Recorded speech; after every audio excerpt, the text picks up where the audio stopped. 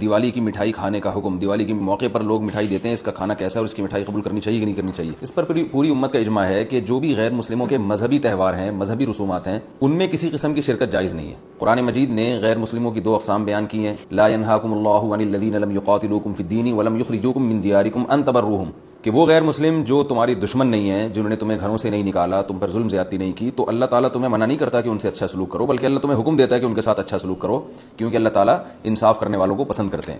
خود رسول اللہ صلی اللہ علیہ وسلم کی سیرت میں آپ صلی اللہ علیہ وسلم نے یہودیوں کی، جو آپ کے یہودی پڑوسی تھے، ان کی عیادت بھی کی ہے، اور آپ صلی اللہ علیہ وسلم کی جو زوجہ حضرت صفیہ، ان کے رشتہ دار یہودی تھے، وہ ان کو ہدایہ تحفے بھیجا کرتی تھیں۔ تو غیر مسلم جس سے جنگ نہ ہو، اس کے بارے میں اچھا سلوک کا حکم ہے، اس کو ہدایہ دینا، اس کو تحفے دینا، اس پہ صدقہ کرنا بھی جائز ہے۔ لیکن اس کی ایک باؤنڈری ہے، وہ یہ ہے کہ ایسا نہ ہو کہ آپ ان کے مذہبی معاملات میں، ان کی مذہبی رسومات میں شرکت کرنا شروع کر دیں، کیونکہ کسی بھی طرح سے ان کے مذہب کو اپریشیٹ کرنا، اس کی حوصلہ افزائی کرنا جائز نہیں ہے، کیونکہ یہ اس کی علامت ہے کہ آپ کو اپنے برحق ہونے پر اطمینان نہیں ہے۔ لوگ یہ کہتے ہیں کہ وہ بھی تو ہماری عید میں شریک ہوتے ہیں، تو دیکھیں ان کے مذہب میں یہ اجازت ہے کہ ہماری عید میں اور ہمارے تہوار میں شریک ہوں، ہمارے مذہب میں اجازت نہیں ہے، تو ہم تو اپنے مذہب کو فالو کریں گے۔ ہمارے مذہب میں کرسمس ہے یا جو بھی ان کے مذہبی تہوار ہیں، ان میں کسی بھی قسم کی شرکت کی ہمیں شریعت میں اجازت نہیں دی ہے۔ ہاں، قرآن میں اللہ نے دوسرے مقام پہ فرمایا کہ اس کی گنجائش دی ہے کہ الا ان تتقوا منهم تقاه، خطرہ ہو، اندیشہ ہو، آپ ایسی جگہ پہ رہتے ہیں جہاں غیر مسلموں کا غلبہ ہے، اور اگر آپ نے بالکل ہی بائیکاٹ کر کے رکھا تو آپ کو خطرہ ہے کہ وہ یعنی آپ پہ ظلم زیادتی کریں گے، تو ظلم سے بچنے کے لیے یا زیادتی سے بچنے کے لیے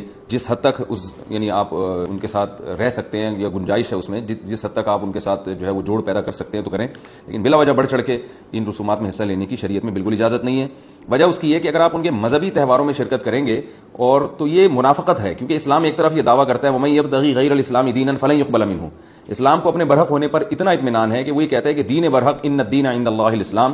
دین برحق صرف اور صرف اسلام ہے۔ تو جب صرف اسلام ہے تو اسلام کے علاوہ سب باطل ہیں، جب باطل ہیں تو اسلام پھر ان کو اپریشیٹ کرنے کی کسی صورت میں اجازت نہیں دے سکتا۔ یہ ایسا ہی ہے جیسے آپ کہیں کہ فلاں آدمی چور ہے اور میں اس کی چوری کو غلط بھی سمجھتا ہوں، ٹھیک ہے، آپ اس کے ساتھ احسان کریں گے، اس کے ساتھ حسن سلوک کریں گے، لیکن چوری کے معاملے میں آپ اس کی رہنمائی کرنا شروع کر دیں یا اپریشیٹ کرنا شروع کر دیں، یا وہ چوری کر کے لائے اور آپ اس کا مال کھانا شروع کر دیں، تو یہ پھر منافقت کہلائے گی۔ یہ اس کی علامت ہے کہ آپ کے چوری کے بارے میں وہ جذبات نہیں ہیں جو ہونے چاہیے۔ تو اسلام نے غیر مسلم کے ساتھ حسن سلوک کا حکم دیا، مگر اس کے مذہب کے معاملے میں دو ٹوک بتا دیا ہے کہ کسی قسم کی مذہبی رسوم میں ہم ان کے ساتھ شریک نہیں ہوں گے، بائیکاٹ کریں گے، اور ہم یہ کہیں گے کہ لکم دینکم ولی دین، آپ کے لیے آپ کا دین ہے، ہمارے لیے ہمارا دین۔